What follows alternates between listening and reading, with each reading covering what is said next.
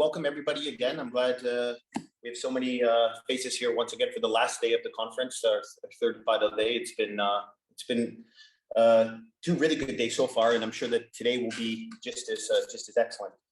So the first panel, our third panel of the conference, is entitled Atheism, Theism, and the State. And we have three excellent talks to start us off today. And to kick us off, I guess before he falls asleep in Australia, is Rory Jeffs, who is currently a teaching fellow at the University College of University of Tasmania.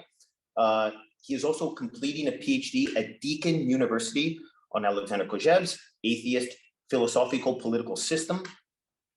He is the co-editor of the 2017 book, 100 Years of European Philosophy Since the Great War, Crisis and Reconfigurations, and has published articles on 20th century European philosophy, politics, and theory, including important papers on Kojève. His paper today is entitled Returning to the Fork in the Road on the Question of the Path to Atheism in Kojève. So take it away, Rory. Thanks, Kyle. And also thanks to Jorge, Trevor, and Isabel for accepting the paper.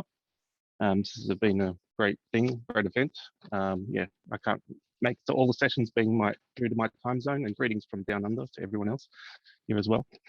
So this paper is an extension of kind of my thoughts that after reviewing the 2018 translation of Atheism for a European Legacy Journal, I am still grappling with this text, and I'm still working through some issues. So I'm kind of trying to tease them out in this paper, and it's also drawing from some PhD research I've done on Kojève as well. Okay, to start, so what do I assume to be a part of this conference is something of a return to Kojève in a similar way that some say a return to Hegel, a return to Marx, and a return to Freud. This kind of return, as Jacques Lacan, one of Kojève's more famous former students, once outlined, concerned discovering the meaning of such a figure through a new relation to the text that bears light on the present. But of course, returning to past thinkers can baffle others who may feel the tides of history have moved beyond them. In the case of returning to Kojève, the task of justification to the present may seem more difficult than ever, whether this is because of his much-cited reference to himself as a strict Stalinist, who confessed to his philosophical teaching as propaganda, or due to his incorrigible stance on the end of history, which for those after him became a tireless anachronism. Of course, after Fukuyama's distorted appropriation of a teleological finale happening in the 1990s and the global events of terrorism and the GFC, there has been no surprise that people like Zizek have announced a second death to the end of history, and now some may even take the opportunity to say it's third death with the COVID-19 pandemic. Instead of focusing on the omnipresent end of history in Kojève's work, which often attracts readers as its center of gravity, I want to focus attention in this paper on beginnings by examining Kojève's 1931 manuscript, Atheism.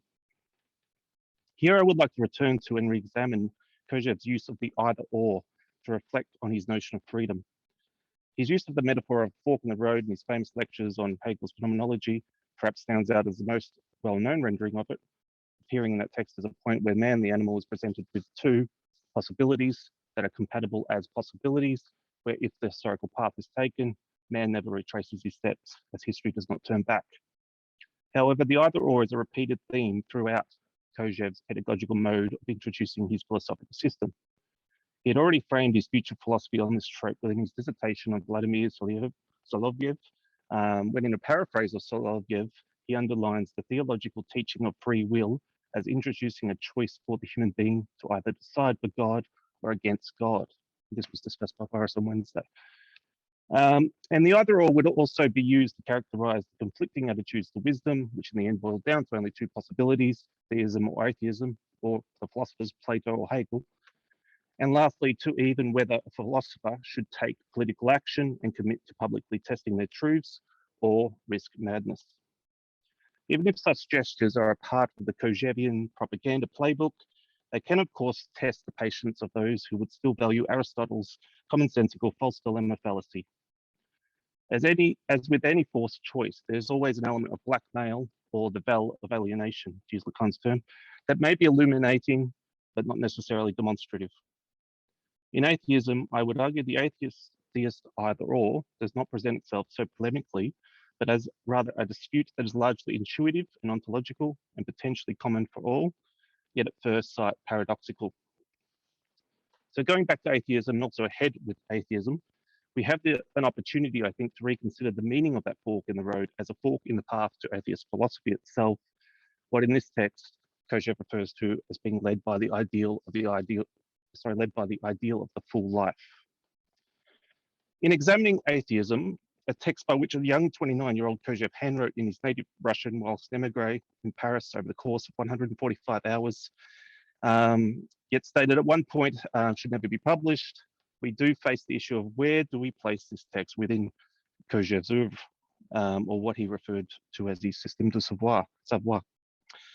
Haga Wazati, whose work has helped me a lot, has noted that many have tried and failed to successfully understand Kojève's work as a whole because they cannot explain how the fragments of Kojève's collected writings are positioned in his mysterious system. Of note is Jeff Love's latest intervention in Kojève's scholarship, who has argued atheism represents a kind of self-criticism of Let. For him, atheism exposes an irresolvable problem that the wealth of immanence or the wealth of givenness cannot exceed any one philosophical attempt to give a final authoritative or true account of it. So does this text revise the overall picture of Kojève? As Kojève says himself at one point in the text, no problem can be resolved in isolation. So I would add here, no single text exists in isolation from others. But we should not think one text is the most genuine text or version of the system or a point of its deconstruction. What we see the young Kojève performing in atheism appears to be a kind of path-making exercise in finding the point where the path of science can begin. A question that Hegel presents to himself at the beginning of Science of Logic as well. But all the while, Kojève knows that this process requires adventuring with the phenomenological guides of intuition and givenness. The first thing to note about atheism is that it is positioned as the first chapter, entitled The Philosophy of the Non-Existing, or the Inexistent, of a five-part plan to conclude with a fifth chapter on the philosophy of atheism. We know, of course, Kojève wrote another five-part plan in his introduction to the Mise à Jour, the update of the Hegelian system, where there were three levels to the system: the metaphysics, the ontology of the non-existent, and the phenomenology of empirical existence. For this first chapter of his first plan, Kojève sets something of the tone of the text by referring to it as, quote, sketch of my fantasy. But one that is importantly noted to, quote, not resolve the question about the correctness of atheism or theism, but where the truth remains open, end quote. The line of thought Kojève also follows is particularly dense and complex. There appears to be at least several false starts in the first half of the manuscript, and many extensive notes to self to discuss further questions and ask friends like Kojève for more information as well. This is quite a clear contrast to the Hegel lectures, where Queneau's notes are often truncated and schematic, and Kojève's lecture transcripts tend to follow a deductive procession of premises and their ineluctable conclusions based on the principle of Hegelian circularity. In atheism, Kojève pays much attention to the definitions of his two characters, the atheist and the theist. First, with the figure of the atheist being defined as one who is given the homogeneity of being. That homogeneity is inclusive of a world that bears a range of modes of being and interaction, and the Hilbertian dimensions of limitless space-time. For this pure atheist, what is nothing is not. It has no being, no element of existence. And as Heidegger said in What is Metaphysics, which Kojève cites, such a figure cannot think for nothing, or cannot engage with the question by something rather than nothing. The paradoxes that result for the atheist are being unable to explain their freedom, the I, nor explain why there are theists in the world, believers in a nothing as something, if this nothing is an illusion. To be able to negate the nothing, they would have to presuppose its existence, and also their radical freedom to negate it. In some, Kojève goes on to write that this kind of atheist would not be able to explain the path to God without undergoing a kind of religious experience first. By contrast, Kojève defines the figure of the theist as one who intuits the existence of a something that is, but this something is not reducible to the homogeneity of being, which would make it something qualified. The theist then is given the I, the not I, as world, and also something extra, the nothing, and excuse my Russian, the nishto, as something, the nectar, an unqualified something, a something other.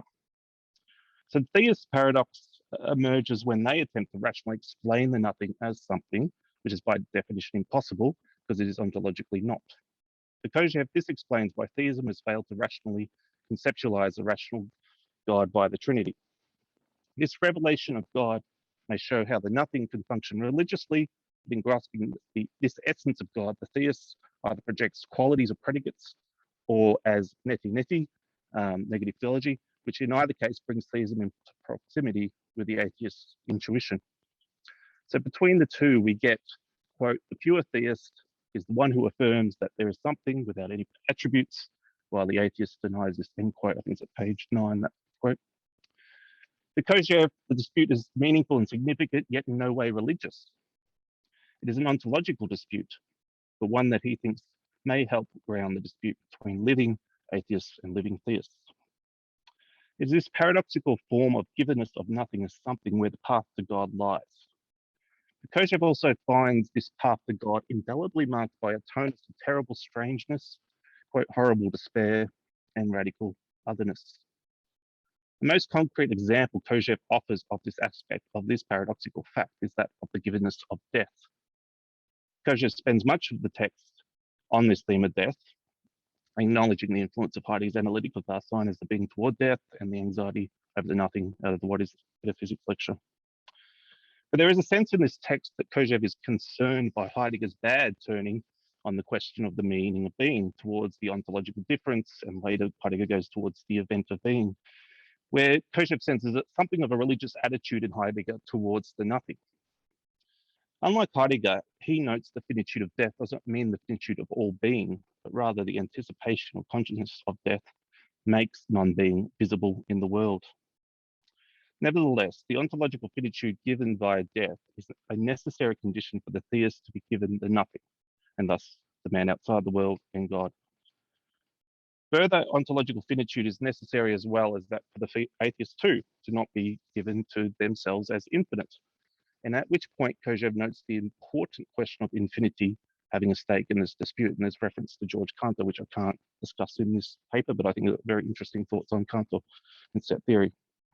The ontological finitude of our being in the world that arises within the awareness of our mortality, and with this we can add time, constitutes the material of philosophy. The task of philosophy then would concern providing an adequate description of this givenness, of how a finite free self-consciousness or negation is logically possible, when it would be impossible to subsume into a natural givenness that the sciences describe, or the social givenness of homogeneous being. So Kojève's path here may be following a path towards God that ends up in explaining God as an onto-theological version of the nothing that noths, but via the breakthrough of the atheist's intuition to interpret the path in such a way would reveal a further path, the path to post-theistic atheism of the full life. At the beginning of the text, the path suggests the ideal of an atheist religion and alludes to Buddhism. But from Kojève's repeated stops and starts, it appears the ideal of atheism has no clear-cut path when it comes to the anticipated negation of theism and bringing philosophy to a complete description of the atheistic and theistic intuitions that are not abstractions, but grounded in those intuitions. For to truly resolve the dispute, a philosopher would themselves have to undergo both theistic and atheistic intuitions, and why Kojève is cautious, considering a number of atheists have faltered to maintain their atheism near or at the point of death. However, what is raised to be the most important problem is how such an atheist philosophy itself can be simultaneously a worldview, the German term, the Weltanschauung, being engaged as living in the world, and simultaneously with a final philosophy that has somehow captured a living infinity, Kojève's term. This is marked out in note 141 as concerning the relation between a philosophical and living solution to this dispute. The emphasis on the nothing in atheism bears weight on the beginnings of any philosophical system as arguably demanding this paradoxical confrontation with the non-existing. If such a system or path irrevocably leads to an existential either or an attitude or of decision or a worldview interpretation, this won't necessarily deliver the expectation of philosophical comprehension. In a later note, in 1936, the note on Hegel and Heidegger, review of a book by Delve, Kojève was clearer about the problem of the either-or, stating, quote, "We have chosen this formula, the either-or, especially for this occasion to say that we should not reason as follows. The free choice necessarily results in the choice of freedom, i.e. atheism. This argument involves a very serious problem," end quote. While the choice of theism may prove nothing because it begs the question of what is God, does this then make the choice of atheism against God based on Kojève's reason, is my reason, a more emancipatory wager, Pascal? It appears this wager is dependent on whether such a choice makes possible the condition to empower man or empower a historical immanent subject that will be able to justify its proof after the fact when we achieve mutual recognition of all our desires. But where this meta choice about the choice between atheism and theism leaves theism is uncertain, as Kojève wavers in the Hegel lectures between a Marxist materialist critique of theism at one point and then later recognizes that the theistic choice may be repeated forever. So what are the implications of this atheist-theist dispute as being sketched here in this work, as they are sketched later after, atheism? Firstly, how is the politics of Kojève's Hegel lectures on what he called the origins of Marxism, and his course on Pierre Bayer in 36-37 on the origins of liberalism, shaped by such a dispute? In the first instance, it can be noted how Kojève's Marx dialectic provides a kind of rerun of the atheist-theistic dispute played out on a historical drama of various historical worldviews, and where Hegel emerges as an atheist, of course. And we can see in the lectures that Kojève explicitly intervenes with the figure of the atheist, with the figure of the theist who raises the master to a god that all of humanity are enslaved to. By delivering God a status of a socio-historical and thus political authority, Kojève's historical slave is then set to rebel against such a god in a way that, yes, does raise man, the social political revolutionary subject, to God, but this is an atheist man god who lives and dies. The more well-known position that is attributed to Kojève's version of the end of history from the Hegel lectures is that Kojève suspends the truth of his wisdom to be awaiting realization through the emergence of the final state, the universal homogeneous state. That the existence of such a state was not, quote his words, impossible in principle, but dependent on a free choice of political agents united under a collective subject to realize it. And of course, he aligned such a process of realization with the communist project. Here we foresee that the completion of the UHS, sorry, the term I'll use, the universal and homogeneous state, the lived solution must in a way be the precondition, also reflect in part Sage's existence, that is the philosophical solution of an atheistic full life. But this also depends on the coincidence or unity of philosophical / abstract self-consciousness and political / concrete consciousness. In the Bayle course, the dispute appears to play out differently. The 17th century figure of Bayle, Kojève, constructs a concept of reason that is essentially atheistic in its skepticism towards the nothing. Yet politically, Bayle defends the theist via his theory of conscience that ensures the legitimacy of the liberal state as long as it separates church and state. To Kojève's rather ideological reading of Bayle's worldview, the dispute will be destined to resurface because at its core, his solution reflects a non-decision on the dispute, and thus the truth. The other relevant political sketch here, I would argue, is Kojève's notion of authority, where the project of uniting political and philosophical atheists against masters appears to reach something of a deadlock. Here we see Kojève examine theistic authority in the form of the authority of the father. The collapse of this traditional form of authority and its accompanying political pathology and modernity after the revolution creates a vacuum of authority that disorientates and brings into conflict various sources of authority and their respective temporal dimensions. Amidst this lack of metaphysical unity of a total authority, the main dominant temporal authority becomes the bourgeois present that enables the hegemony of the post-revolutionary biopolitical administrations to rule the economic social body in terms of its animal desires and its economic output and flows. And that only becomes challenged and disrupted by the proletariat's future-oriented project, which begins in 1848.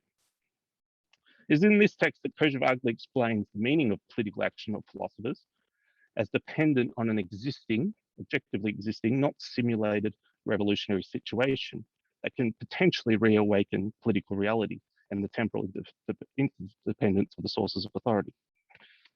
However, by turning to the concrete, Kojève's choices become more limited in the absence of an existing revolutionary situation in Europe, where his only regime invitation is to advise the post-war business of the European managerial technocracies that takes him away from his former path and fantasy of an ideal atheism. How am I going for time? Well, keep going. Let's finish up.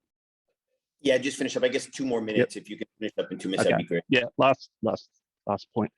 Right, to conclude with the general trajectory of Kojève's legacy until our here and now, we often see the forked paths either being to travel in the direction of interpreting the UHS as a vision of the fate of modernity and an endless post-histoire that challenges us to leave our moral thymos behind and accept the regimes of the present in a passive form of nihilism, or to take the path of those who interpret the end of history towards a post-secular direction, that the absence that remains within this predicament of the present end of history brings us to a messianic turn that neutralizes the whole secular teleological operation of joining philosophy and state. That seems to come most out of Derrida's late work and Agamben as well. Neither coping strategy, I think, has helped the work of critique or even the work of mourning for that matter.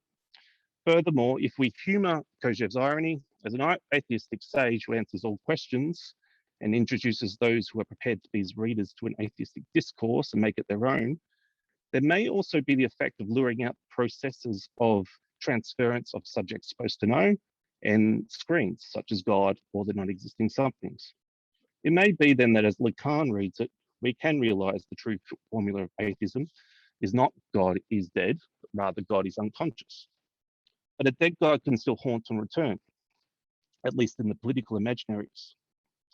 For all Kojève's obsession with God and theism, he never accepts resurrections, even if left or right political theologians do. Nevertheless, what we can gather by still returning to a text like Atheism is not necessarily finding the final missing piece that quilts the fragments of Kojève's system and resolves politics of hermeneutics, but a significant and serious encounter with the inexistent or the nothing that presents a perennial philosophical paradox for general philosophy. That from Kojève's guide challenges us not to surrender to the somethings of theistic or post-secular interpretations, nor to the silence of the scientific determinist or mystical interpretations as well. And that's it from my paper. Thanks. Thank you very much. Going over a little. And like the first day, we will save the questions to the end after all three papers have been written of a group question session. So we'll move on to our next speaker now, Nicolas Rambert, who is currently working towards a PhD on the relations between German idealism and Russian religious philosophy at the University of Paris-Sorbonne, while also serving as an assistant of philosophy at the French University College of Moscow and as a member of the editorial board of the collection Russie, Tradition et Perspective. He has published several translations of Russian philosophers, including Solovyov's L'idée, l'humanité chez Augustin, and very importantly, his current work on the translation of Kojève's Russian manuscript, known as Sophia, Philosophy and Phenomenology, which will interest many people, I'm sure, and that is expected to be translated for Gallimard. He will now present us with his paper, Being God, What Does It Mean? I'm sure you will tell us. Well, first of all, I would like to thank Trevor Wilson very much for allowing me to participate in this workshop on Kojève. And I will also like to thank the organizer more broadly for offering this interesting international meeting around this figure. This seems to me particularly important as I consider Kojève as a key figure in philosophy, not only French, but also in fact Russian, And my work consists modestly in presenting the richness of Russian philosophy and the great value of the concepts it has elaborated, in particular during the Silver Age and notably under Vladimir Solovyov's influence.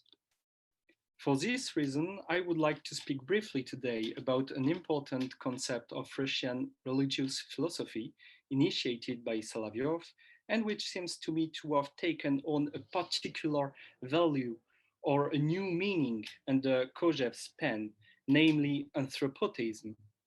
Indeed, Kojève shares with Solovyov this concept of divine humanity as a task for humanity. However, unlike his predecessor, Kojève's perspective is resolutely an atheistic one, and it is this paradox that I would like to present. What does it mean to speak of divine humanity when we are atheists?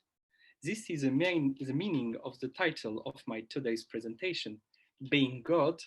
For us, for man, what does it mean?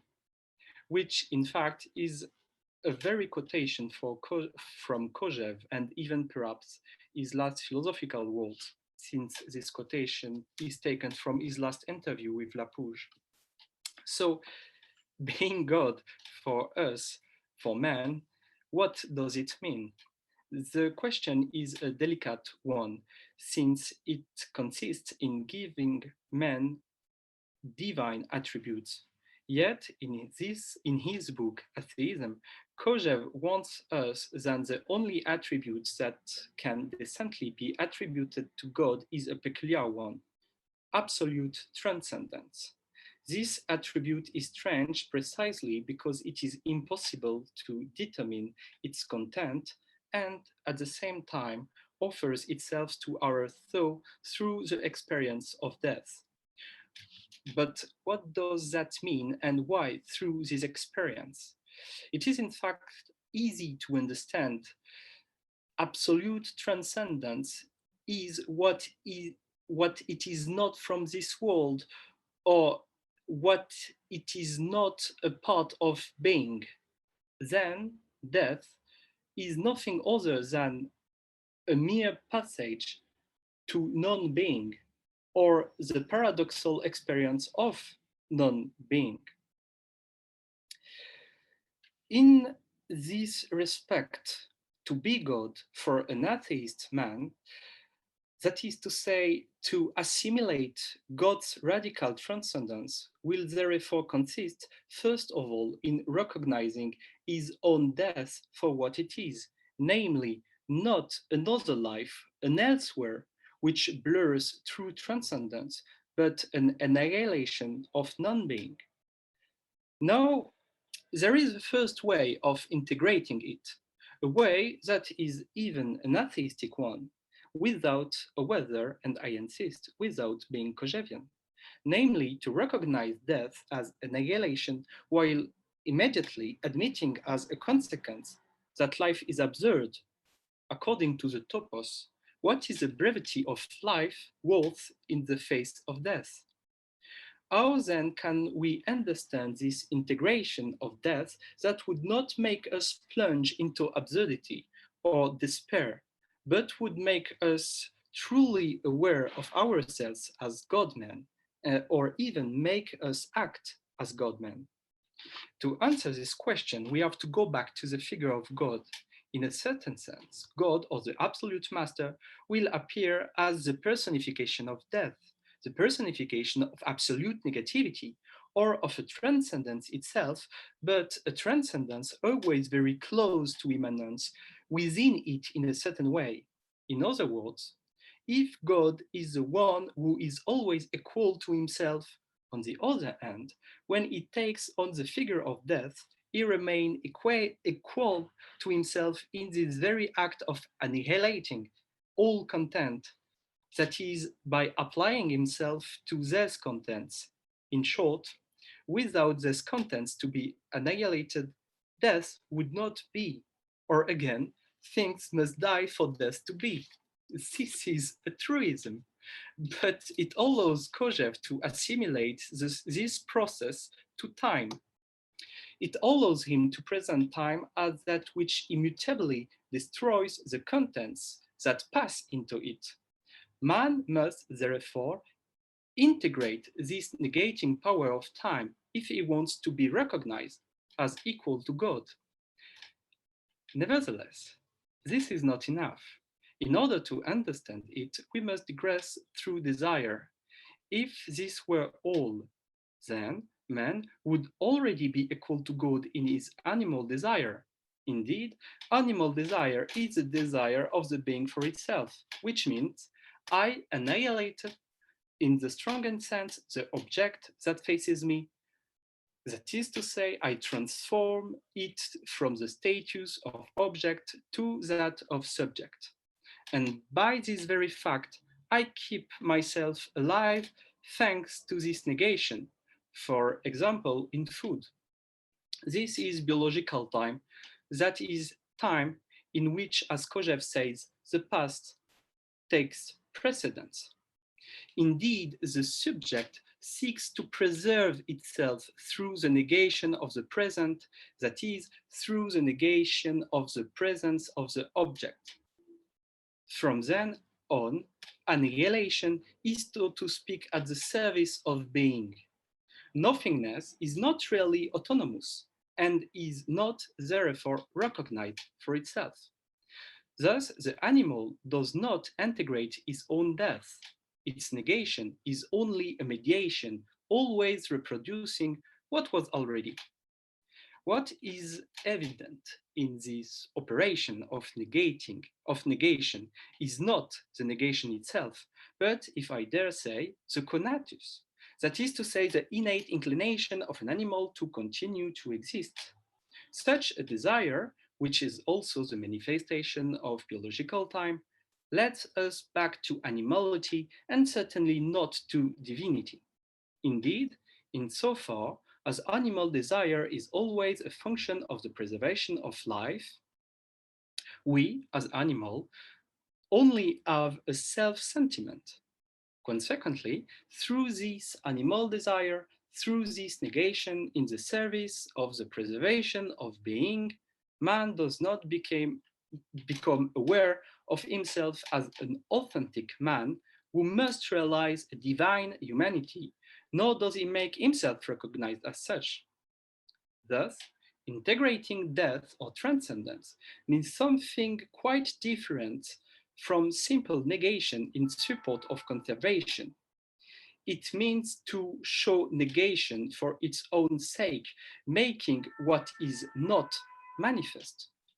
However, if only man can integrate such a transcendence, it seems nevertheless impossible, because precisely death, once realized, is nothing other than nothingness. Now, to show what is not and to have it recognized appears properly impossible. So, how do we get out of this? One may first ask, why get out of it? Why not remain in animal desire? In a way, this has already been explained when we talked about the position of the absurd. What blurs this animal desire is man's awareness of his individual death, implying both an awareness of himself as an individual and especially a feeling of being inessential.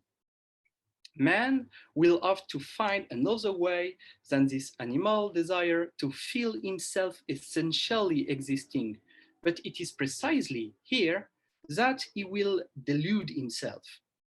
He will think that death is what makes his existence inessential.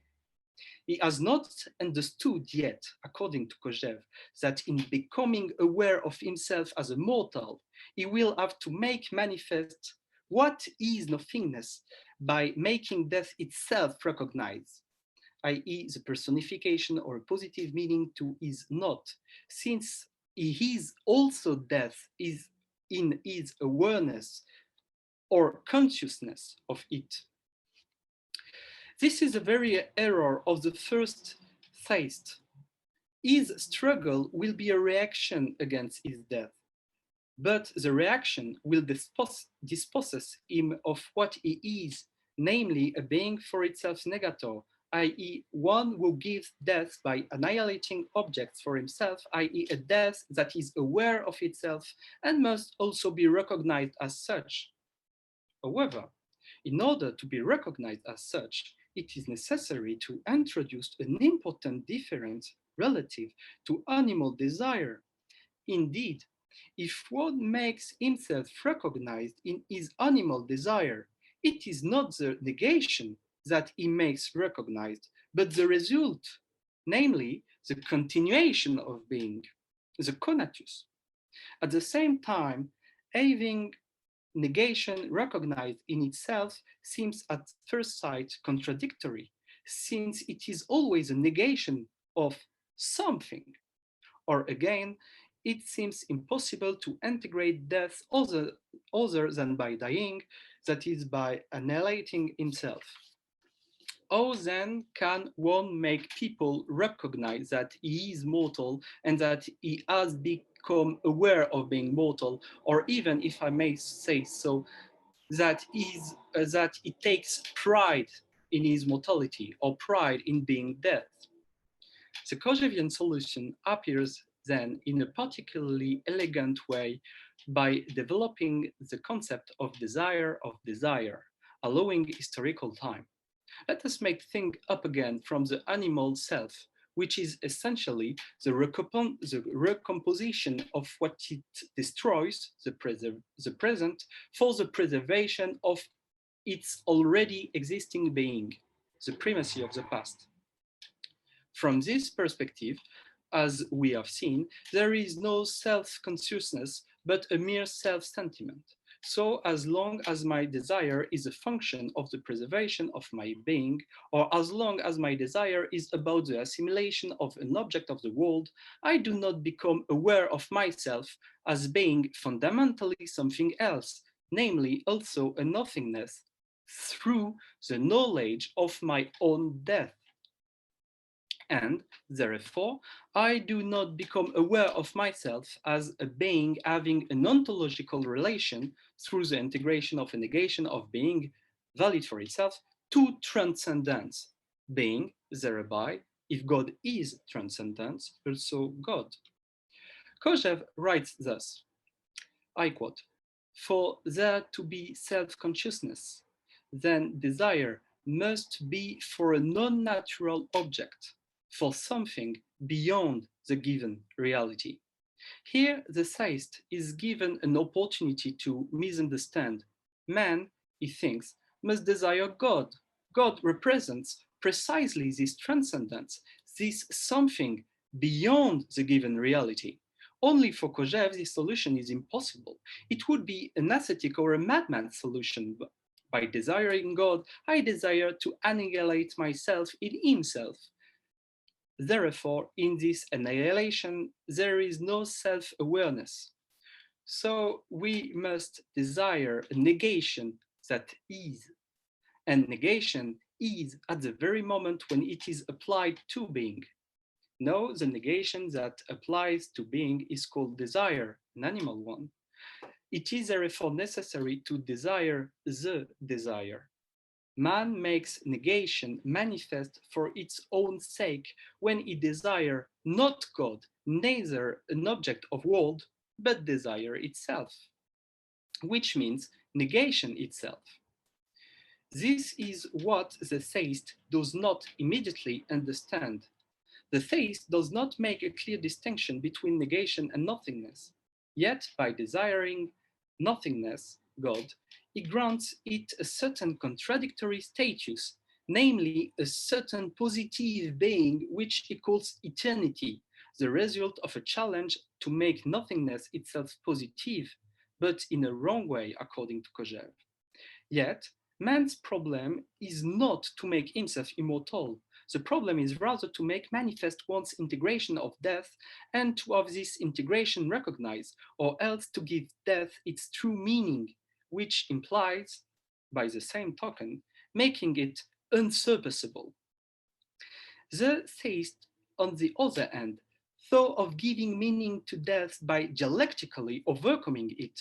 For him, death is another life, eternity, in the service of which he must walk and which exists in God, the one who makes the present life pass away. That is to say, the one who is the positive is not understood as eternity.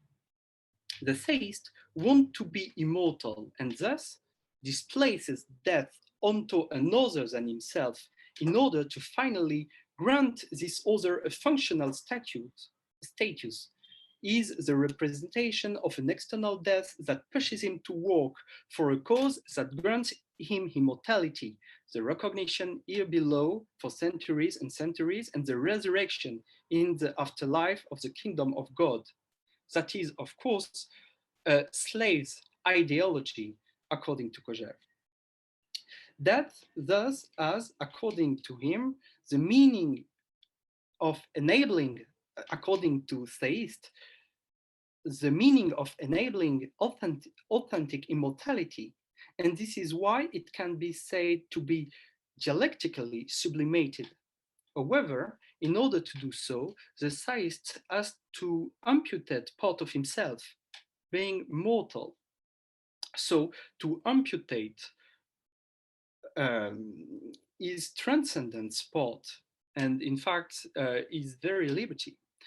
However, so consequently, it is this illusory search for immortality that both prevents him from becoming aware of himself as a mortal and forces him to become a thing, the instrument of God. Anyway, in a certain sense, the theist shows us something properly human, namely the primacy of transcendence in human action. In animal desire, there is indeed a negation, but we cannot speak of a true transcendence. In fact, negation is put at the service of the conservation of what already is. In other words, the animal or man as an animal destroys the given for something that was. However, the degradation through God and his kingdom shows something radically different. It manifests an authentic transcendence insofar as man destroys the given for something that is not, the kingdom of God, which is not on earth. It is in this sense that the theist's action retains a sublime character despite everything. But his misery is not to understand that he is working for himself, that is to say, to make himself recognized as transcendence himself, as God-man. However, we should not believe that the figure of the God-man is the figure of the master, or even of God at all. Indeed, full death, embodied, for instance, by the figure of the master, is sterile. It is a negation leading to an absolute nothingness. So to be recognized as such, i.e. as an absolute annihilation, is perfectly inept.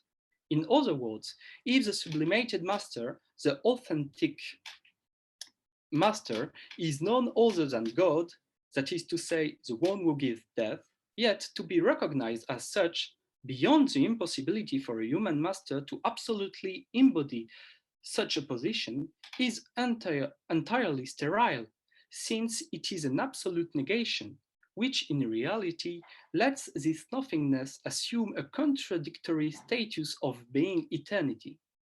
On the other hand, to annihilate the given by action, not in order to annihilate it purely and simply, God, nor in order to realize what already was, the animal desire, but in order to realize what is not, is the true demonstration of transcendence, since one annihilates a given in the name of what is not. From Nicolas, yes. We'll have to ask you to try to wrap it up as quickly as you can. Okay, okay. Okay, of course. From this point of view, we understand how divine humanity also makes room for the human part. He does not think into the contradiction of eternity. Well, I think it's all because if we continue and it's already another argument, so maybe it's better if I stop right now. Okay, Nicolas, thank you very much. Sorry about that, but just to keep us on a proper schedule, we will Yes, of course, I have. discuss other things at the end. Okay, we're moving on now to our final speaker of the session, Alexis Filipucci, who has received his PhD in philosophy from the University of Liège, where he focused on the thoughts of Sartre, Hegel, Marx, as well as Indian philosophy and Tibetan Buddhism. He currently works for a nonprofit organization, PhiloCité, which strives to collectively apply dialectics with actors coming from different areas of civil society, including education, public health, and migration policy. He is here with us today to discuss his paper, Updating the Kojèvian Update, the single way towards the universal and homogeneous state. It's all yours, Alexis. Thank you, Kyle, and thank you very much to the other organizers as well. Well, before I start, I would like to mention the name of Dominique Pirotte, because 15 years ago, when I was deep into Sartre and Indian philosophies, it was during his classes that I first heard the name of Kojève and I first discussed his work, and I think it should be mentioned here. Well, let's begin. We cannot understand Kojève if we don't give to the title of his project the attention it deserves. Roughly translated, it goes like this: attempt of an update of the Hegelian system of knowledge. Well, as the Tibetans say, someone blessed with extraordinary abilities could have understood in a glimpse from the title only that this project is in fact the way to reach and acquire wisdom. That person could have then become a potential sage instantly in a non-dialectic fashion. But for most of us, and at least for me, some kind of elucidation is needed. Let us begin with a purely formal one. It is an attempt, and that term describes the mindset one has to have. It is, if one will, the subjective aspect of the quest for absolute knowledge. And it implies at least two things. First, wisdom is unreachable without making some kind of effort, and the notion of effort is really important, Kojève. And second, the success of the attempt might be uncertain, but nonetheless, one cannot hope becoming a sage without it, and therefore without a will to succeed. So it's an attempt of an update. To fully grasp the system of knowledge, one has to try to update it. The update is one and triple at the same time, since we can distinguish the update for oneself, the update for others, and the historical update, even though they are identical. Because the fully realized update is supposed to be equal to wisdom, we can say, in other words, that one cannot be fully aware and able to say something meaningful without saying something understandable and meaningful to and for others. But that, in its turn, requires to understand completely the historical world. That is the world we are at the same time, the products and the producers. And of course, one's understanding of the world depends in part in one's understanding of oneself. Hence, updating have three constitutive elements linked in a circular way. In ancient Greek, we would say that ascesis, paideia, and episteme are one and the same, even though they are different. That point entails a crucial consequence. The success of the update, i.e. my becoming an actual sage, depends on one objective fact, the fact that someone else understands the system of knowledge, an understanding which, as we know, is only possible if that person tries to update it according to his or her own historical world and fellows. In a way, this retroactive acquisition of wisdom is nothing but a consequence of the theory of recognition. Without it, our Tibetan virtuoso would remain forever only a potential sage, a sage en puissance. Update of the Hegelian system of knowledge. Any update involves something to be updated in the first place. Since Hegel, we know this something. It is the system of knowledge that is obtained by eliminating the thing in itself of the Kantian philosophy. Henceforth, philosophy doesn't mean the research of the system anymore. It means its acquisition through the updating process. The criteria of this post-Hegelian philosophy lies in its pedagogical quality. I insist on that point. It lies necessarily on pedagogy, since it is only through the updating by others that one becomes objectively a sage. With this criteria in mind, let's then see if Kojève was a good post-Hegelian philosopher. I know he is, but this might help us enhancing his wisdom through a successful update of his update. In post-Hegelian philosophy, there are progresses only if an update has two qualities. It helps others to save time and to avoid useless efforts in the process of understanding. In order to reach this pedagogical optimum, one works on the mode of presentation of the system and on the terminology. In the philosophical introduction to the energology, that is the third introduction, Kojève gave us the key of his mode of presentation in a long and very important footnote. I quote only 2 sentences. Je voudrais cependant souligner, encore une fois, qu'on ne peut comparer utilement mon texte à celui de Hegel que si l'on tient compte de la méthode choisie pour l'exposer. En ce qui me concerne, j'ai choisi pour des motifs que je crois être pédagogiques la méthode des exposés séparés, précédés d'introduction et suivis de conséquences. End of quote. And after this, he gave the key to its own reconstruction of the energology, and it's quite impressive. I won't go through the structure of the project as a whole. I will make only a few remarks. 1. As for the third introduction of the introductions, that is the introduction of the concept in time as the introduction of the time in the concept, we should not forget that introduction of the concept in time equals or means history on philosophy. And introduction of time in the concept means history of the Western branch of philosophy, the one that is based on the biblical myth, the Greek science, and the Roman code of law. The Eastern philosophy has not developed a thought of history, and that its major and fatal flaw. Second remark, after the third introduction of the introduction, there is still an unpublished introduction to the actual presentation, and that is a paraphrastic commentary of the Vorbegriff of the Encyclopedia. It is based on Descartes, Spinoza, and Hegel, and it develops what should be the strategy of the dialectician, an interesting theme indeed.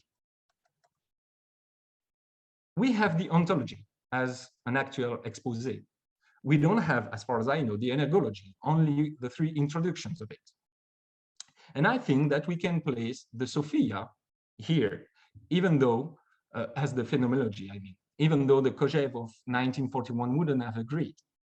In effect, since he understood in 1948 that the Hegelo-Marx end of history is real and actual, the difference between phenomenology as a dialectical introduction to the partial knowledge that is philosophy and phenomenology as the third discursive loop of the system, well, that difference disappears. But I think it's a discussion we still have to have with Nicolas and others. Final remark, there is an appendix containing the metaphysics, and the metaphysics belongs to a broader theory of silence. And I think that the theory of silence is the missing part that would make everything else fit together.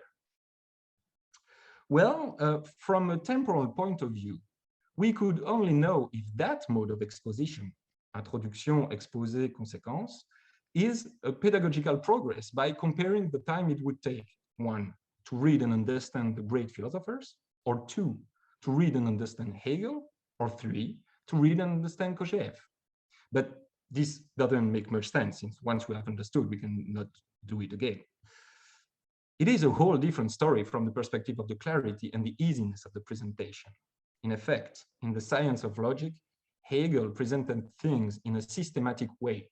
And even though it was absolutely correct, it could lead to major difficulties, namely the stasis of the form, i.e., the illusion that the access to wisdom doesn't require the effort of the historical update, transforming thus the system of knowledge in a dogmatic doctrine. and the correlative pagan monism of the content, which Kojève already criticized in its Parisian courses, proposing instead a temporal dualism. This is for the form of the update, but I think at this point we need to proceed to a quick elucidation of the content of Kojève's update.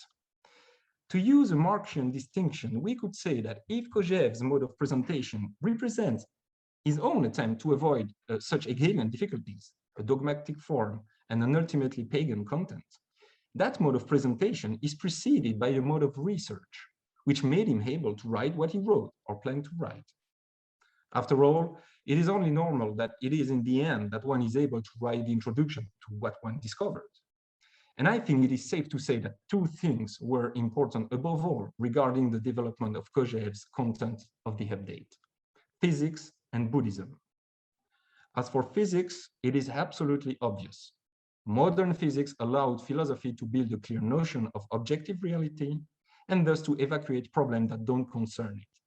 The heart of the Kojèvian update is then energology, because it helps to eliminate the confusion between the three major notions: objective reality, being given, I don't know the English translation, l'être donné, and empirical existence. As for Buddhism, it might seem less obvious for those who are not used to Buddhist texts, and despite what Kojève himself repeatedly said, but it is nonetheless certain that it had a huge impact on him. Let's quote the first footnote of the history of pagan philosophy. C'est ainsi que l'étude des écrits bouddhistes, que j'ai pratiqué de longues années, est extrêmement fructueuse tant pour la compréhension de la religion et de la théologie philosophique ou autre en général, que pour l'élucidation de certains problèmes philosophiques, voire hegeliens. Buddhism, in other words, has a pedagogical effect. And I will just mention but a few aspects of this important question. The acceptance of a dialectical and of a non-dialectical mode of enlightenment.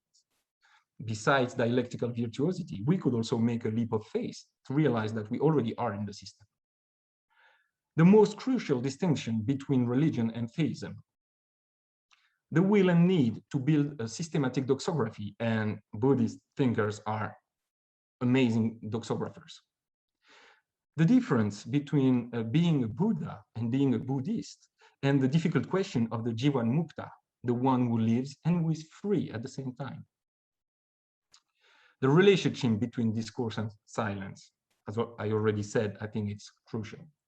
The art of pedagogical devices, and last but not least, the thesis of omniscience. I open here a parenthesis, and that means that it's going to be important. Usually it's the case. It is in the Kant that we can find developments about physics alongside considerations regarding Buddhism. As a matter of fact, the Kant is an essential nexus in general. Besides containing the clearest exposition of the system of knowledge, the Kant is altogether the 7th chapter of the philosophical introduction to the energology and the epitome of Christian philosophy. That is the sequel to the history of pagan philosophy. Let us add that it is in it that we have the key to the answer of the question of faith and theology. It is in the analysis of the als ob, as if. And finally, from an historical point of view, also, Kant occupies a special place because from him onwards, it is almost impossible for the same person to reach a good understanding of philosophy and science altogether, Kojève being an exception. And that makes indispensable pedagogy. We enter then, after Kant, in an era where knowledge is de facto a collective and intergenerational project. As Kojève informed us, right from the title, a full understanding of the place of Kant and then the Kant is most important to reach Hegelian wisdom, that is, to produce an update of the system of knowledge. I close the parenthesis. So we have the form, we have the content, but if we want to produce an update that has some chance to make us sages ourselves, it is our desire after all. It will be highly helpful to make another hermeneutical step, in order to unveil, as Frederick Jameson would say, the ideological content of the form Kojève chose. According to Jacques Rancière, the book is the equality of intelligences. But the Kojèvian book, understood here not only as the formal project I just sketched, but as the totality of his writings, this book limits the universality of the equality. It is the elitism Danilo mentioned Wednesday. Indeed, like thinkers of older times, Kojève wrote mostly for himself and liked to sprinkle riddles here and there to stir up curiosity and to train the reading skills of the investigator. But the objective consequence of his art of writing is that only those with enough free time, leisure, and education can investigate and maybe produce their update of the system. In other words, the ideological content of the form of the Kojèvian book is an aristocratic one. Kojève knew it, and this is why, very consistently, he worked at the same time in order to build a world in which more and more people could have enough leisure without cancelling the anthropogenical power of labor. Such a state of affairs would enhance retroactively his posthumous wisdom. From that point of view, his work in the administration can be described as an ideological struggle which purpose was to actualize justice. In a world where the idea of justice is fully realized, there is no irreducible opposition anymore between discursive wisdom and silent wisdom. Both can be pursued in a non-contradictory way. In effect, if the human being is the being that can either talk or remain silent, a totally humanized human being has to be satisfied when he talks and when he remains silent.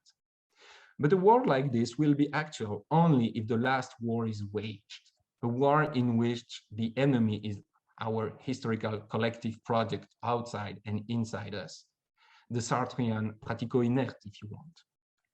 And a war which is fought not for recognition, this would be an anachronic historical war, meaningless, but through it, not against others, but with them. In other words, it is a war not in the historical form of a struggle, but in the post-historical guise of a collective labor. The dialectician wants this war to happen because he knows that if the old man is our collective history, the new Adam will be humanity as a whole. Well, let's say this goal is still ours. But in our postmodern world, where all types of aristocracy have faded away, in which nature and the unconscious have been almost totally historicized, we should question ourselves to find a new and adequate way to write the book that will actualize the best the equality of intelligences. And as a temporary conclusion, I will indicate what I think could be its form and its content. As for the form, Hegel developed continuously and systematically the dialectic of the concept up to the absolute idea. Kojève, as we saw, chose to present the system in an analytic and somehow classic way. Based on this, we can and maybe we should craft new and more democratic devices. I personally favor one based on a combinatorial logic, but it's another discussion. As for the content, we can be helped by different disciplines in our task of historical updating. I will mention only 4 of them. One is anthropology. In a post-historical world, one can, for instance, use the structure of the 4 ontologies developed by Philippe Descola to reshape consciously a new imaginary world where the different types of human and non-human collectives can coexist. After all, post-Hegelian philosophers are also mythographers, and Kojève wanted to create a new myth of la pomme de discorde, the biblical apple. Another is economy. As I said yesterday, blockchain technology is nothing but a process to produce, without any central authority, a consensus on a collective, shared, and non-reversible past. It is the machine constructing automatically, publicly, a collective memory. And we should, as philosophers, we should produce the discursive equivalent of this machine, that is the notion of this essentially metric and algorithmic technological phenomena. The third is sociology of science. We need a science of the conditions of science production to get rid of the irrationality that still too commonly plagues research, especially after Kant, as I said. Waste of human resources, waste of money, poor epistemology, and then poor results, fraud, romantic myth of the lonely genius, and so on and so forth. And fourth, the system is the perfect tool for Jameson's ideological project of cognitive mapping. That is the attempt to build a representation of the totality we are in order to fill the gap between our life as we existentially live it and the structural reality that conditions it. Those fields, representation and narrativity, ontology of the different types of collectives, exchange, production of knowledge are, I think, some of the principles that govern our historical update. That is the heart of our democratic attempt to make more real the idea of justice in and by a universal and homogeneous state.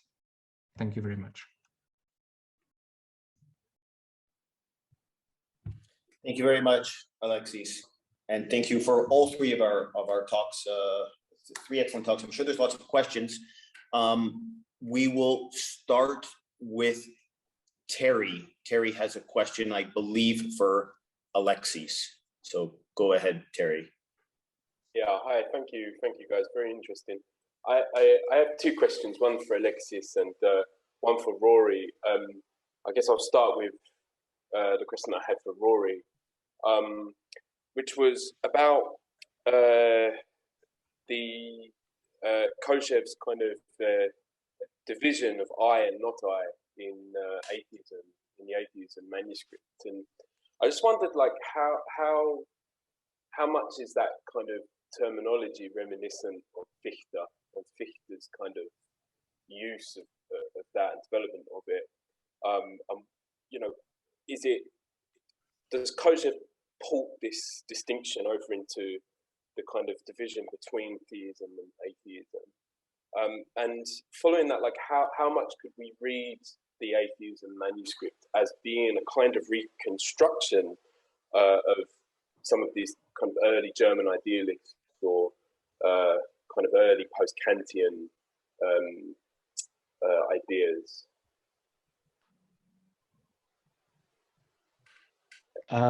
Yeah, so with Fichte, I actually haven't done much research on Fichte.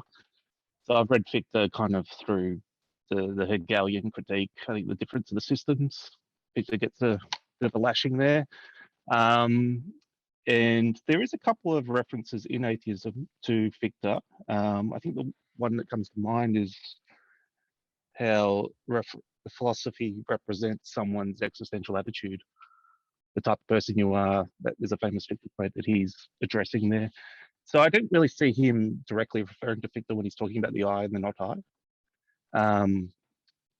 I wonder if there's an element probably of Hegel, I guess, in there, the young Hegel. And the not I seems to be referenced a lot to world, the homogeneous world, the connections and relations. It's an important development because he critiques solipsism as well at the beginning of the text. Yeah, so I can't really deal with that in depth. Sorry. Could you just repeat the second question? I kind of lost you there a bit. Yeah, sure. I mean, it follows on from that, and you know, the kind of Fichte aspect of it, which is that, like, how much could we read the Atheism manuscript as a kind of reconstruction of some of these early German idealist tropes that were, you know, there? Because I mean, there's a lot of terminology there that does kind of mirror, you know, pre-phenomenology of spirit, kind of early, kind of Fichte, Reinhold, Schulze, Schelling, these guys. I just wonder how much is ported from that, from Kojève's reading of that kind of part of the history of, you know, German philosophy. Yeah, I think it's a good question, because it's made me think more about like people like Schelling, this text, because Schelling does get referenced as well. And I think he's referenced in the Soloviev dissertation as well as being an influence, quite a strong influence on Soloviev. And I think Kyle brought up the other day that dualism between freedom and system. You got me thinking more about how that relates to this text as well. So I think, yeah, Kojève is paying close attention to what Schelling's producing after Hegel as a critique of Hegel. That's kind of the beginning of post-Hegelianism, isn't it? Was Kierkegaard, Engels, influenced by Schelling's late lectures as well. Yeah, so I think he's looking at ways of rereading all of them, but obviously Hegel comes up on top when it comes to doing the lectures in 33, but he's taking bits, I guess, as much as he can from the other idealists as well. Sorry, I'm not that answers comprehensively, but just my reflection. Really yeah. So I've also, sorry, I don't want to dominate, but I've also got a question to Alexis as well, so I'll just go ahead with that. Yeah, go ahead. Okay, cool. Okay, so Alexis, really interesting talk that you gave. I just wondered about the silence, the theory of silence aspect, where I think at one point you said that the theory of science is kind of like the missing piece to kind of understand this, system. And I just wonder, like, I mean, isn't Kojève's kind of issue with silence, or his kind of the way that he thinks through silence, isn't it about how to introduce it into the system without kind of turning it into noise, without making it kind of without turning it into something else? And I mean, is this not essentially at the very root of his reading of Kant, and the thing in itself as being this kind of point of silence, but it's introduced into the system in a kind of illegitimate way by Kant, which makes him contradict himself. And so, I mean, if that was a problem, if Kojève saw that problem in Kant, doesn't it mean that if we just introduce silence into Kojève's system, that we run the risk of kind of falling into that same kind of error that Kojève claimed that Kant did? This is why we need a theory of silence, because there are different types of silences. One type is the contradictory speech. So a speech that contains a contradictory notion. The example of le cercle carré, it comes all the time. But there are also other types of silence, animal silences, biological silences, I mean. But I found different systematic ways to organize the different types of silences, but it all comes down to when we talk, we aren't in the present, but we are also at the same time, in the future, in the past. Silence is present in relationship with present, but it's not, but there is still a structure in silence. And this structure refers to the three dimensions. So there is the way l'être donné being given, I don't know the translation, it sounds weird, but l'être donné is given in silence. And if it's a metrical silence, you would have pure mathematics. If it's a mystical silence, then you will have a mystical silence. If it's in the art, you will have l'être donné, which manifests itself as the beautiful. If silence is related to objective reality, it is in a relationship with mathematical physics. And there are all types of artistic silence in phenomenology. So after the end of philosophy, you have to do two things: the update, the pedagogical one, as I tried to express, and cultivate silences. Before, it wasn't possible, because someone who can cultivate silence actually is an Epicurean, because he's rich, he can live with other people like him, and the rest of the world could die. But it's contradictory. Either you cultivate silence or you cultivate the speech, but you cannot do both at the same time. You cannot justify to yourself your own pacific games, as Kojève said. So the theory of silence is really useful also for this question of our attitudes, what we should do, the end of history, and so on and so forth. Hope I. Yeah, that's great. Thank you. Thank you. Moving on, we have some hands raised, I see. So I will call on Danilo. Do you have a question for one of our speakers. Yeah, thank you for those interesting talks once again. I've got a question mainly for Alexis, I think. I mean, also because I think it's been a sort of general tendency that I've seen in the papers, a lot of interest in these later writings, and especially in the update of a systems of sort of post-war philosophy that Kojève wrote. And I always sort of shied away from these texts because they are, to put it bluntly, they always struck me as such a headfuck. And I think there's two in what you describe. I mean, and I'm here, I kind of revere myself as a sort of incorrigible historian of ideas rather than a philosopher, but I think it's really important to notice the discontinuity between these writings and the Introduction à la lecture de Hegel.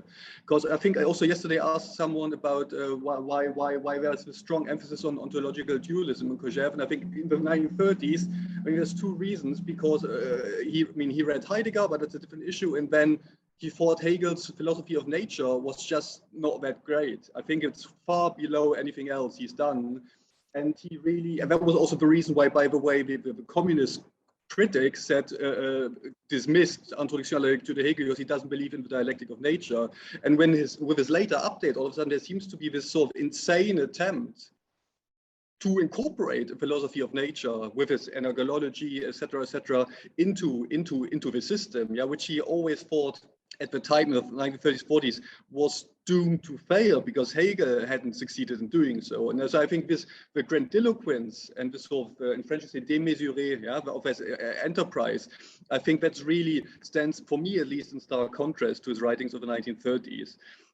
And the other, just sort of that joining what has been said just earlier about this silence, there again, I think I would emphasize discontinuity, because I mean, but you pointed it out yourself, Alexis, that there's different types of silence, and this sort of silence as contradictory speech. I think, again, that was very much what Kojève believed in the 1940s, and that transpires in his correspondence with Georges Bataille. I mean, these letters, it's just rare to see. I mean, Kojève was really condescending towards Bataille, and he thought that his l'expérience antérieure, with sort of emphasis on silence, celebration of silence, for Kojève was just pseudo-mysticism. And then he kind of changes his mind, becomes kinder towards Bataille, and also realized maybe wisdom at the end of history will definitely involve a sort of element of silence, which is like a silence réfléchi, si tu veux. And that is something that is what you would want to call the second type of silence. But I think for Kojève, one comes after the other, and he had a very critical and derogatory idea of silence when he was first confronted with it in his correspondence with Bataille. Your question might be, I can comment on this freely. And sort of, would you agree that these are discontinuities, or would you just see sort of like, because the idea of an update, he doesn't just build on his 1930s stuff. Yeah. What I think is that its main interest, so in physics, it comes quite early, actually, and his book on physics is really important, and he didn't repeal it, you know, he accepted it as a part of his work. So I think for this, it shows that he was able to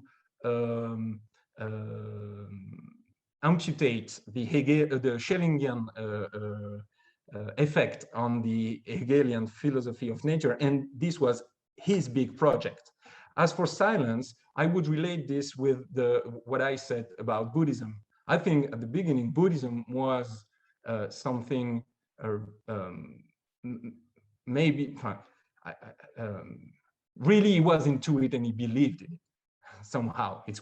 But afterwards he realized that it wasn't everything, like he said in Gilles Lapouge's in the interview. But nonetheless, Buddhism was the steps that, you know, he has to climb in order to fully understand the fully achieved theory of silence that he hadn't before. So I agree with you, but I would think the problem is our focus is the introduction to the reading of Hegel, and I think important things are before and after. Wow. Thank you very much, Alexis. We have a question from Isa for Nicolas. So go ahead, Isa. Yeah. So I later have a question for Alexis, only if time will be. But my question for Nicolas would be, so thank you for your talk. I think you really wonderfully work through all these atheism, theism notions, which for me is one of the most difficult texts, really, the atheism book. And I would be interested to hear a bit more how this is related to the text you're currently translating. And I think all of us are quite interested in this text because I don't even know who has read it yet in complete form. Maybe you could relate this a little bit to what you said about Kojève's relation to Solovyov and how maybe this manuscript also contributes to his reading of Solovyov. Thank you very much for your question. Well, the links between Solovyov and Kojève is a tough question. Well, as you maybe know, Solovyov is considered as the father of the Russian philosophy, and in fact, it can be true because he has created many concepts that will be taken back by all other Russian philosophers, and Kojève is one of them, in fact. And in his manuscript, known as Sophia, it is clear again. But, well, for example, last day, there was a question, I don't remember who asked it, but what's the difference between his dissertation and his text, French text about Solovyov? And in fact, the difference is about this very figure of Sophia. Sophia is an important figure under Solovyov's pen, and Sophia is humanity. And it is a task for Solovyov to be all together and approaching God. And this question about humanity as God was very important to Kojève, so it took it, but it changed, as I tried to show. It changed it in an atheistic way, but atheistic doesn't mean that that we can get rid of transcendence. We have, and in fact it's important, and maybe it's a main apport from Solovyov. We have to integrate somehow transcendence. It's not just a mere negation of transcendence, it's an incorporation of it. I don't know if I am clear. And well, but the question is it's too delicate. Well, I'm not sure that there is a lot of things, in fact, because there is just not just Sophia, there is also Sabornost, which means conciliarity. There is also another concept as resurrection. And I think that there's three concepts: Sophia, resurrection, and conciliarity. Were very important for Kojève and for Solovyov. Thank you very much, Nicolas. We'll move on to a question from Teresa, who has her hand raised for quite a while. So go ahead, Thank you very much, Kyle. I have one question for Nicolas, and if I can, also one for Alexis, which is also a more general one. For Nicolas, my question is, I don't know if it makes sense, but I agree completely with what you said. And I think death is really important to time.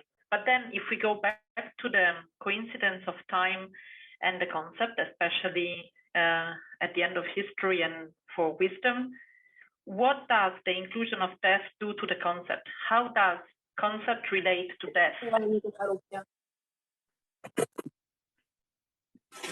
You mean how time is related to death? Excuse me. No, no. I mean, so that was very clear in your talk, how time relates to death. But if we go back to the coincidence between time and the concept, and we bring in death with time and concept, then how does the element of death change concept, not only time, but also the concept?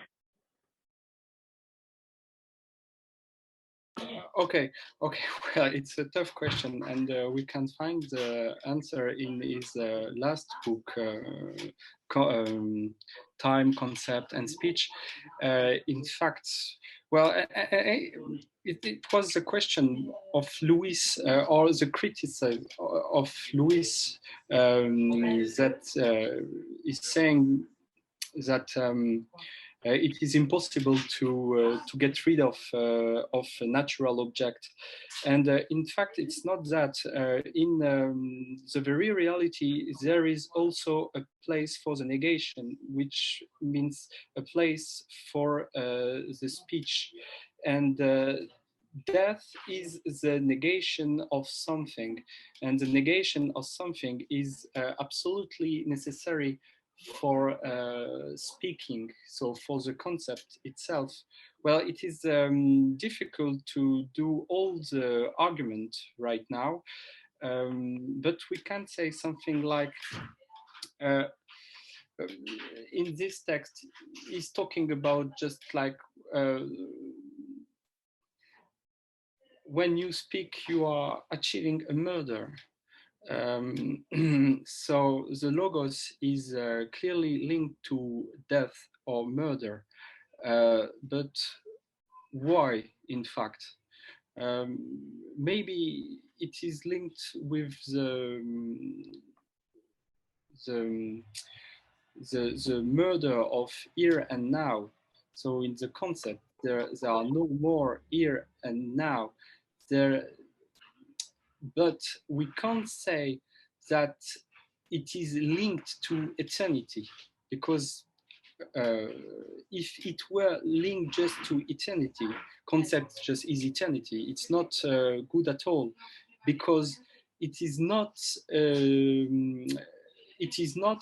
nothingness for its own sake.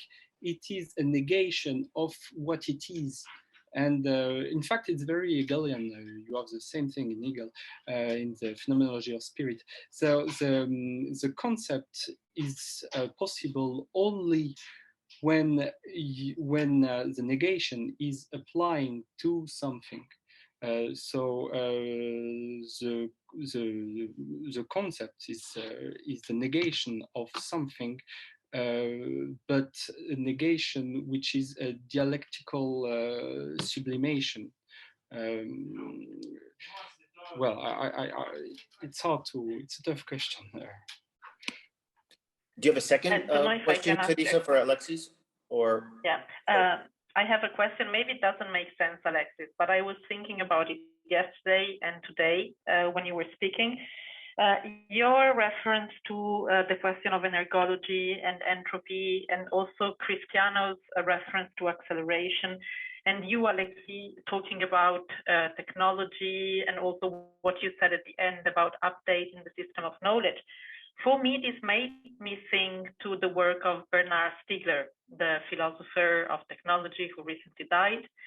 And so I was wondering if you ever thought about any parallel between Stiegler and Kojève. And it's a more general question to all of you and to Nina as well, because Stiegler, maybe he's of a different galaxy, a little bit more linked to Deleuze, etc. But I don't know if he ever got in touch with you also, Nina, or if he was, no. Because I don't know, I see similarities. Yeah, and I think Stiegler, he used Husserl and Derrida to build his own idea of technology. And I think, as for me, I related his work with the critique of dialectical reason of Sartre. The pratico-inert is really something interesting. And Bernard Esbois, he mentioned me that Kojève was wrong on one point. He didn't see coming the Anthropocene. And I disagreed with him because in the introduction of the actual presentation of the system, there is this apple model, you know, half red, half green, and he develops this at length. And at some point he says, well, if at some point the apple is starts to become aggressive with all the participants around the table, they will gather to fight the apple, and it will bring dialectical peace. So it's kind of a joke or metaphor, but we can see there that the interaction with nature is already there. And I think, of course, it's not developed at full length, but I think it's quite normal that you, it reminds you of Stigler, and it reminded me of Sartre. Thank you, Alexis. We have a few questions coming in from the chat here. We have a question from Andreas to Nicolas, and he wants to know what's the difference of Kojève's notion of the sublime versus the Kantian notion. So if you want to try to well, take a try at that. No, it's too difficult to answer. And so Maybe the sublimated, it's just dialectical expression, and well, sublime under Kant's pen, it's just something quite else, quite different. I can't answer. Oh, I see what you mean. Sublimation is what was being referred to, not the sublime necessarily. Okay. And then we have a question from Hagar. Hagar, do you want to ask your question, or do you just want me to read it? No, I'm happy for you to read it out, Kyle. Thank you very much. Okay. maybe on the sublime. My internet is very something unstable. Sure. Okay. So the question is basically on the system du savoir.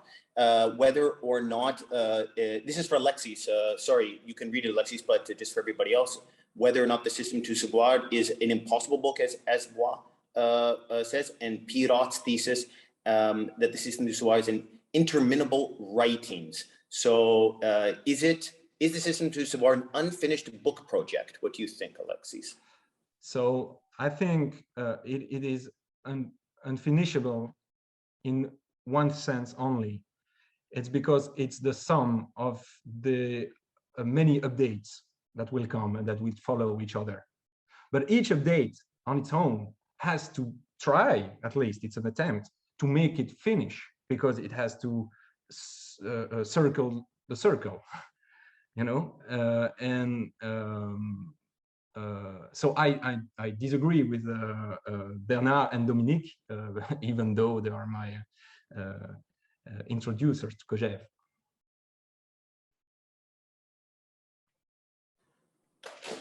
Thanks. I'm trying to get through all these questions here in the chat. It's good. We're running out of time. There's a question from Sean, and I'm trying to see who is this question is for. Is it for anybody in particular? But he wants to know what's Kojève's most explicitly develops the concept of energology.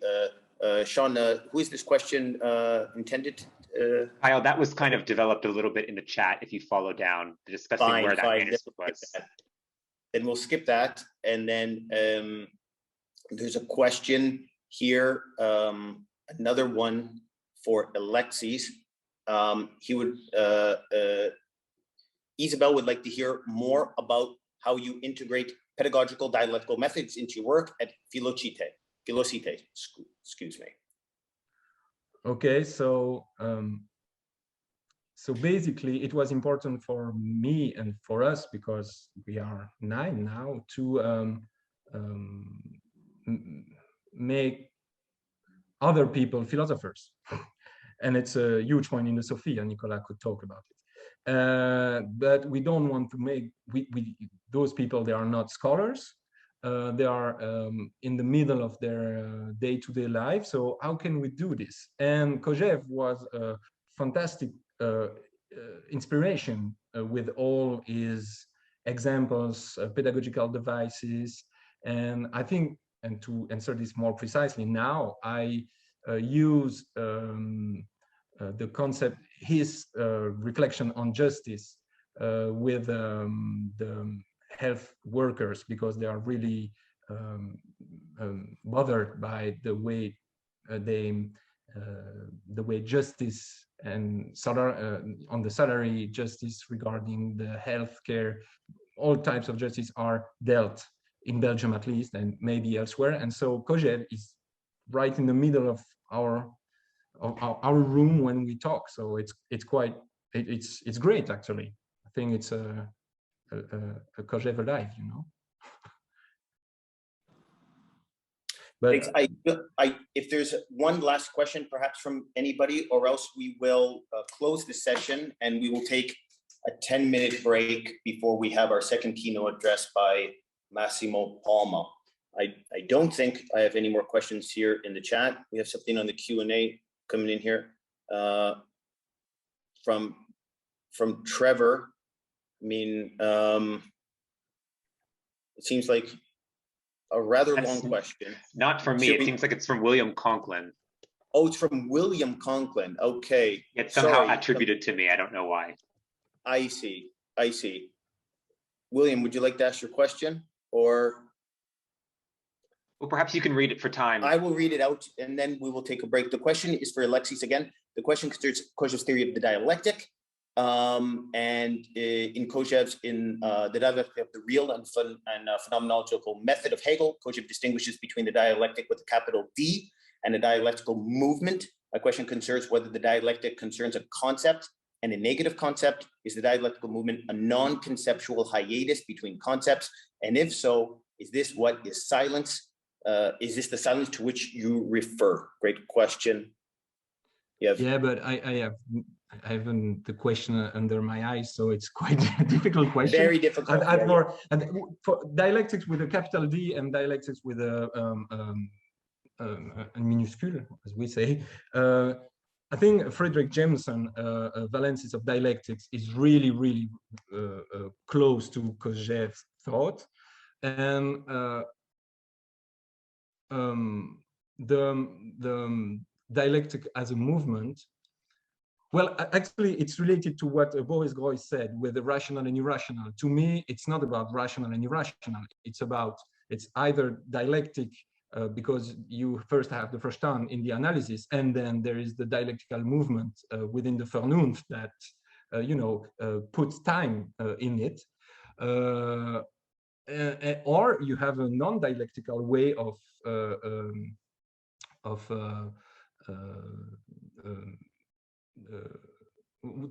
to deal with the contradiction, and it's either violence or it's either a big laugh. Kojève, for him, a big laugh is all the time possible. We can get rid of contradiction through a big laugh, so which is funny. But sorry, I will read the question and try to answer it more properly, because now it's kind of difficult. Absolutely, Alexis. And so it's a good place to stop. I'd like to congratulate all three speakers for excellent talks. And a round of applause, I think, is in order. And we will see everybody back here in 7 minutes for our keynote address. So thank you to everybody.